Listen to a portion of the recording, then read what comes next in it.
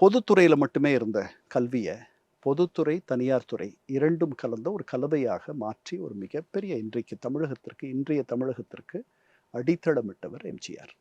ஒரு அப்போ அவர் ஆட்சிக்கு வந்தபொழுது 15 பொறியியல் கல்லூரிகள் தான் இருந்துச்சு. ஒரு பொறியியல் கல்லூரி தொடங்குறதுக்கு 15 கோடி ரூபாய் ஆகும். அந்த வசதி இல்லை அரசுகிட்ட. தனியார் துறையில் பொறியியல் கல்லூரிகள் இருக்கு மகாராஷ்டிராலன்னு தெரிஞ்சுக்கிறார். அதை இங்கே கொண்டு வரார். அப்போ அவங்க கிட்ட சொல்றார், நீங்க உங்க சொந்த செலவில் நீங்க பண்ணிக்கங்க. உங்களுக்கு நிலமெல்லாம் நான் உங்களுக்கு எவ்வளோ மலிவாக தர முடியுமோ சலுகை விலையில தர சொல்கிறேன். 50% இடங்களை நீங்கள் அரசுக்கு ஒதுக்கிடணும்.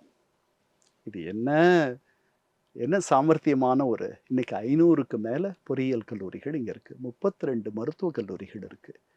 பல பல பல் மருத்துவக் கல்லூரிகள் இருக்குது. இதில் ஒரு 20% ரொம்ப தரமான கல்லூரிகள்.